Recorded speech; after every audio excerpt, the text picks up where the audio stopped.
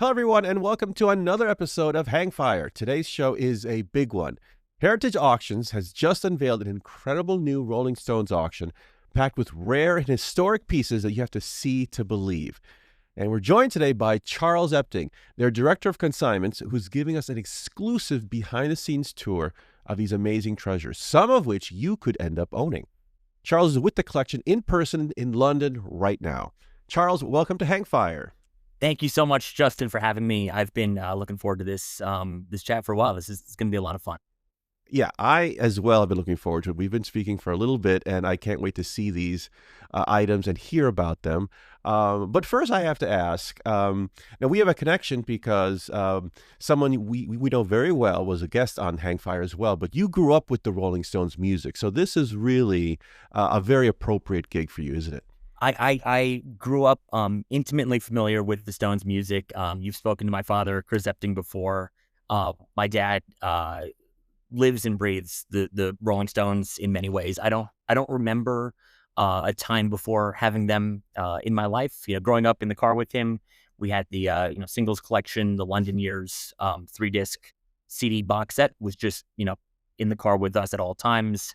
And then I remember the 40 Licks, set. It was just constant. This is what I was raised with, in addition to, other great musicians, Fleetwood Mac, Todd Rundgren, the Eagles were all big parts of my childhood, but no one on the same level as the Rolling Stones. Again, I cannot remember what it was like to not be aware of them in some capacity. And I've retained that fandom into adulthood, continue to delve into albums I may have overlooked in the past. I've tried to really keep up on this band because they're very important and formative to my life. Yeah, and it sounds like to me, like you said, you started off with the singles collection, which is obviously heavy on the Brian Jones era. So Yes. this is very appropriate that this collection, which I believe focuses on those years, fell into your lap here. Absolutely. So I'm a big fan of all eras. Bigger Bang was the first album I got to experience in real time, first tour I went to, but I'm constantly drawn back to the Brian Jones era. As a young kid, as a teenager, there were songs like "Have You Seen Your Mother, Baby" and "Mother's Little Helper" that just captivated me, and sort of stood above any of the other British Invasion stuff that I enjoy, but I think it was really Brian's unique influence and unique sound that kept me coming back to the Stones. So to be able to work on this collection, I'll introduce the collection just to get right to it. This is called Satisfaction: Rolling Stones Treasures from the Ali Zaire collection. It's coming up at Heritage Auctions December 4th is the sale, but this collection really focuses on the formation of the band. Their one thing that didn't really, I don't want to say didn't occur to me, but I've been really impressed with the more I dig into this sale is just how rapid their rise was. And, they sort of emerge more or less fully formed with Come On as their first single. It's incredible that, they go from forming to releasing their first single about a year later to displacing the Beatles on the charts just 6 or so months after that. So to be able to work on this collection, hundreds of items, something spanning all eras of the band's career, but with this particular emphasis on 1963, 64, 65, when they're going from one of 1,000 such bands in London to conquering the world, has been very special for me as a Brian Jones fan, to be able to connect with so many pieces that tell that story in a very tactile and tangible way.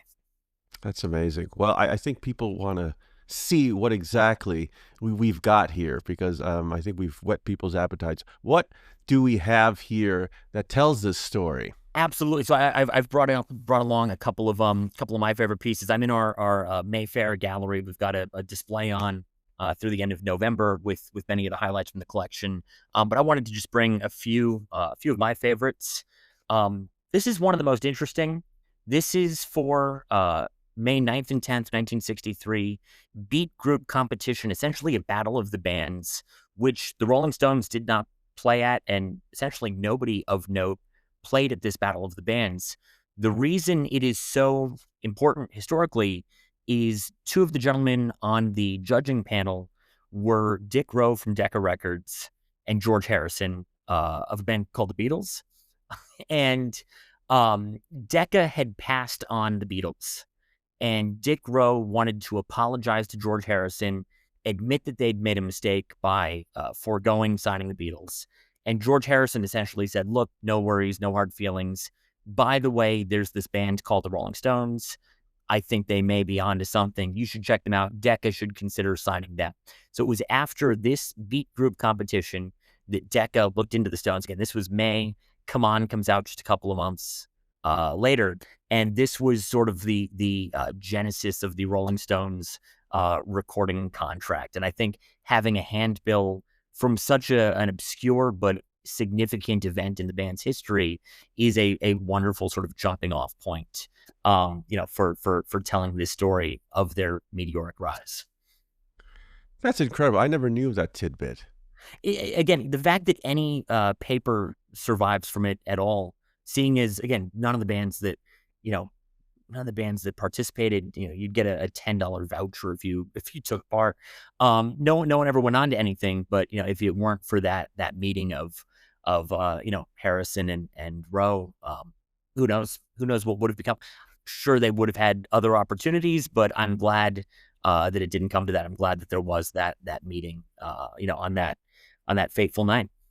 Wow, that's incredible. That is really a good chapter 1 spot right there for the I story. think so as well. And then, from there, the collection is full of great autographs. And this is a ticket, the Beat Show featuring the Rolling Stones and supporting groups. This is a great early ticket. Somebody got all 5 of them to autograph on the back. Again, the accessibility to the Stones early on, I think, is very interesting. One of the lots in the sale that I love is a paper plate that is signed by the band. And you can imagine that somebody must have run into them at a restaurant, at a gas station, somewhere when they were on the road, and all they had, in hand was a paper plate, and that's what they got the Stones to sign. So, again, these early tickets, programs, and things that they signed, I love that thought that they weren't yet, the rock stars that we all know and love them to be. They were, still somewhat, approachable, even though within a couple of years might not be the case so much. Moving on to one of the I think premier items in the auction. This is one of Brian Jones's harmonicas that he would have played early on stage, 1962, 1963. Holding this in my hands, I still get goosebumps thinking about the songs that came out of this thing. So even though this is one of the most incredible lots in the sale, in my opinion, there is, I'm just going to cut to the chase. There's another lot that we have, paired with this on display in our gallery that I think adds to the story. Because, Brian Jones's harmonica sound, certainly, very influential in the band's early days. This is Brian Jones's Harmony Stratotone guitar. This is the first electric guitar that Brian Jones owned. It is a very humble, modest, budget-conscious guitar. This is not a Telecaster. This is not a Les Paul. This is an entry-level working-class guitar. But what's incredible about this, there are stories that Brian used this guitar to teach Keith certain chords. It's something, they sort of shared back and forth in those very early days. And this is also the guitar that Brian played on Come On, on their first ever single. Features this very guitar. Quickly, as their fame was rising, there was concern that they didn't want Brian to be seen playing a lower quality guitar, so he rapidly moved on to bigger and better things. But this instrument was there at the beginning. This was their first ever single that people could go out and hear them for the first time, comes out of this guitar. And I think this is just one of the most significant, remarkable instruments in all of rock and roll history. I don't think you can overstate the importance of this guitar, for having been there at the very start.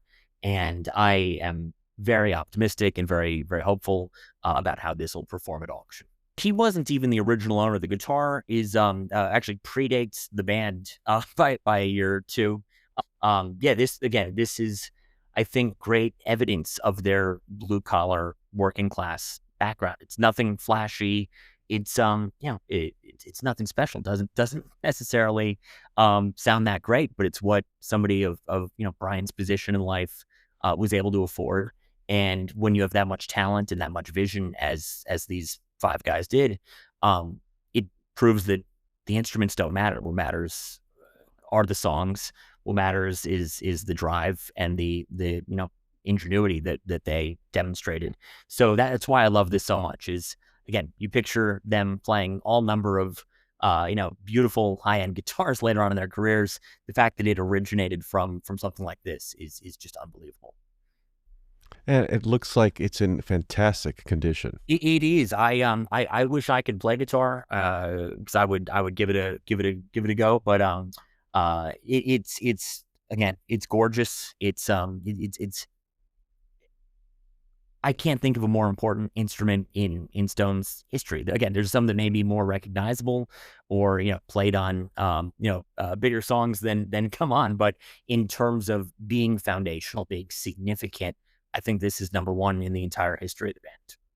Not sure how well this will show up on camera, but I think jumping ahead a couple of years to Rock and Roll Circus, which is the end of the Brian Jones era is sort of difficult to pinpoint since he was kind of gradually phased out. We have an incredible suede fringe jacket that was worn by him at the NME Awards in 1968, which was his last public concert performance with the band. So we have the guitar that he started with, as well as a jacket that he wore very early on. And what's amazing to look at, you've got early on they were mirroring the Beatles and many of those beat rock and roll groups. So the early Brian Jones jacket that we have from about 1963 is a sport coat with a velvet collar. It is as clean cut and sort of uptight as you can imagine. And then, they make this conscious decision to be the bad boys, to be more rebellious, to be more dangerous than the Beatles. And by the end, Brian's wearing this incredible suede fringe getup that couldn't be any more different, than what they started out wearing. But the other sort of bookend, you could argue, is Rock and Roll Circus, which may have been ill-fated at the time. I think its critical reappraisal has been somewhat kind to it. I think that some of those performances rank amongst the coolest things the band ever did. But what Heritage has never offered at auction, I think one of the more visually impressive pieces in the collection is this VIP ticket to the Rock and Roll Circus, printed on gold mylar.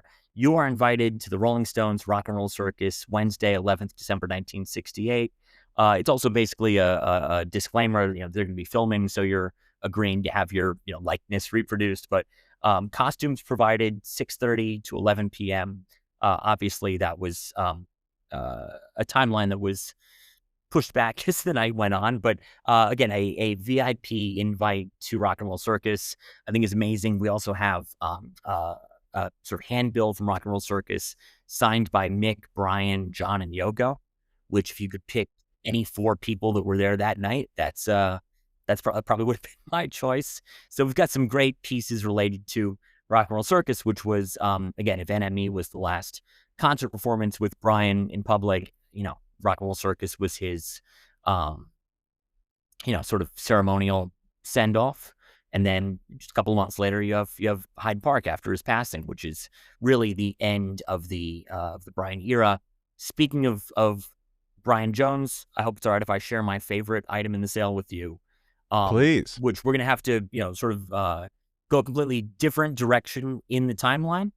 Like I said, growing up, the singles collection was everything to me. Those Brian Jones tunes still, in many ways, remain my favorites.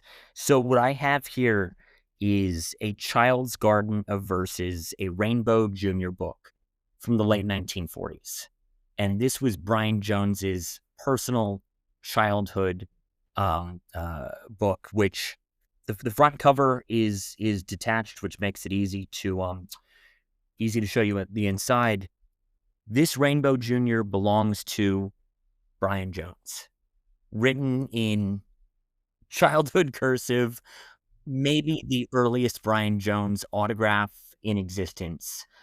Everything that comes with Brian, the musical brilliance, the personal struggles. He's a very complex individual who, founded the band that he was ultimately, ousted from. And getting a peek into his life and seeing, the first page of the book that he colored in crayon, it shows you an innocent side of Brian Jones that I don't think we get very often. And for me, this is a very important, very impactful look at him before he probably ever picked up an instrument or anything. This is a peek into Brian's life. Again, before the good, the bad, and the ugly that comes later. Holding something connected to him at that young age is very special. Whereas that beat group competition is sort of the birth of the Rolling Stones as we know them. This book is sort of the birth of the creative mastermind behind the band, the guy who put out the advertisement looking for band members. Without Brian, there's no Rolling Stones. I'm sure Mick and Keith would have done incredible things no matter, where they ended up in life. But again, Brian Jones's Child's Garden of Verses it's my favorite lot in the sale. It's not the most expensive. It's not the flashiest. It's not the, maybe not the go-to choice for a favorite pick, but for me, sentimentally, emotionally, it's my number one item. It's easy to put together a collection, I would say, given the resources. It's difficult to curate a story. And that's what this collection has really done, is find the stuff that was there at the very beginning, the posters, the handbills that nobody wanted to keep because nobody knew who the Rolling Stones were yet. And I think that's why this is such a remarkable holding.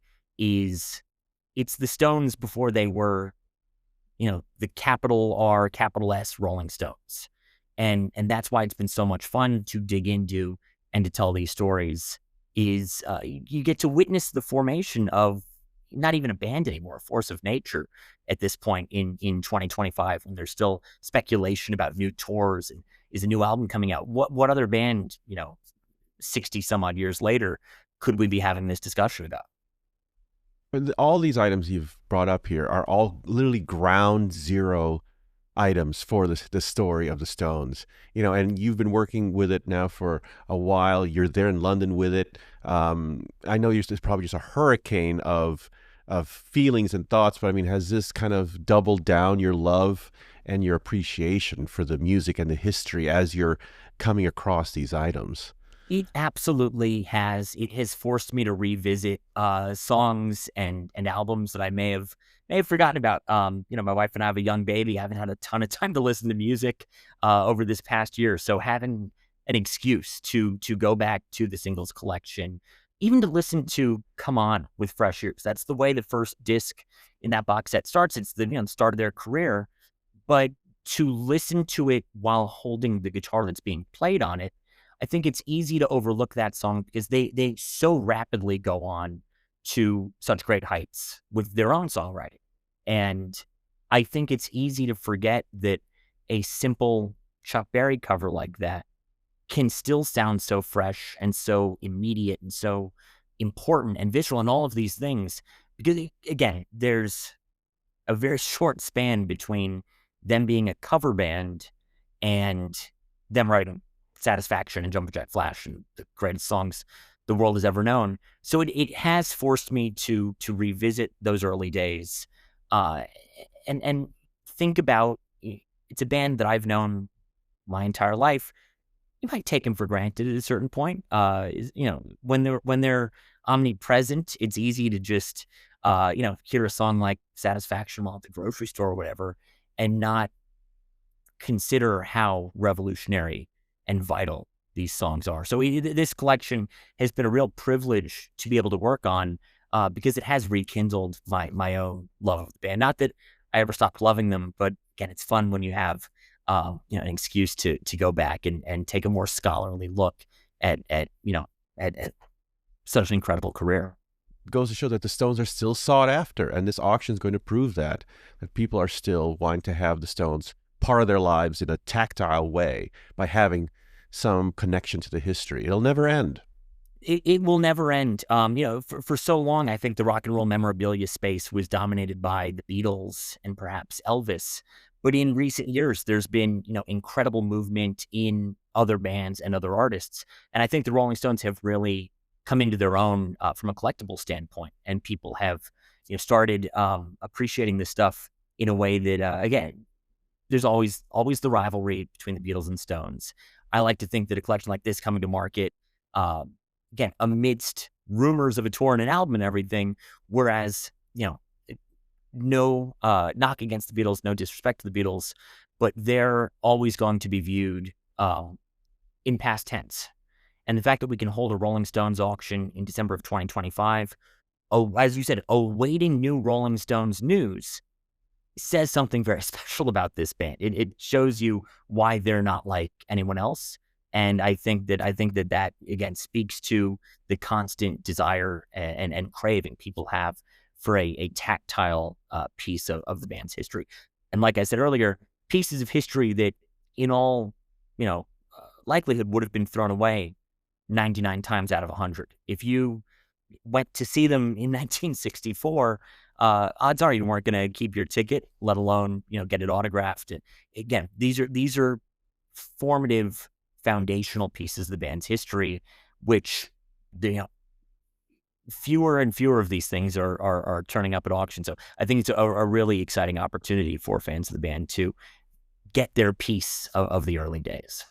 Absolutely. And I know people watching are extremely jealous of you being that close to some of these items. And we want to also share with everyone that the list of items in this collection is incredible, and there's something for everybody to participate in. Absolutely. The high end, the guitar is estimated at $200,000 to $400,000. There's stage worn jackets ranging in the tens of thousands of dollars, but there's a lot of items in the sale opening at $500. So just because the guitar is on the front cover of the catalog, that's the marquee piece. I do think there's something for everyone here. We've got great, vinyl test pressings and acetates. We've got, tour posters up through the 70s. We've got Charlie Watts' signed drumsticks and cymbals. There really is a great wealth and diversity of material here. So don't let the sticker shock of the guitar scare you. I think there's a lot of again, great entry level. If you're looking to build the Stones collection, even if you just want one marquee piece hanging on your wall, there's posters and handbills that are for every budget. And I think that's what's also exciting about this collection. It's not just a handful of super high end items. There's a great wealth of fun to be had digging in the catalog. It's every time I look at the catalog, I hone in on something different. Even though I was intimately involved in its production, every time I flip through it, there's a new piece that catches my eye. So I encourage people to look at the sale, really dig in, and don't just look at the top marquee items. Work down the list and see what it is that catches your eye, because I think every collector will approach this differently. Yeah, I like you said, I encourage everyone to look at it, and I dare everyone to look at it and not think, "Oh, geez, let me check my savings account. I think I can maybe swing that." It's possible. Absolutely. Well, that's fantastic, Charles. This has been great. Before we go, tell us all that we need to know about the auction, where we can get more information, where people can kind of interact with it. Absolutely. So the auction, pre-sale bidding is live online right now. ha.com/7432 is where you can find the sale. Pre-sale bidding continues through the date of the live auction, which is Thursday, December 4th. Sales being held in Dallas, Texas. So you can place bids anytime between now and December 4th. You can tune in December 4th, watch our live auctioneer online, and place your bids in the middle of the sale as well. And if anybody has any questions, they can reach out to myself personally, Charles E. at aj.com, first name, last initial at aj.com. If you have any questions about this sale or anything else going on in the entertainment and pop culture world at Heritage Auctions, I'm always happy to interact with other collectors, other fans. It's the best part of the job for me, is getting to connect with other people who share my passion for this stuff. Absolutely. I bet you're going to hear from a lot of people. Charles, this was fantastic. Thank you for this very cool inside look. Really appreciate it. A lot of fun. It's my pleasure, Justin. Thank you for having me on. And any chance I get to talk about this rock and roll band is a real treat for me.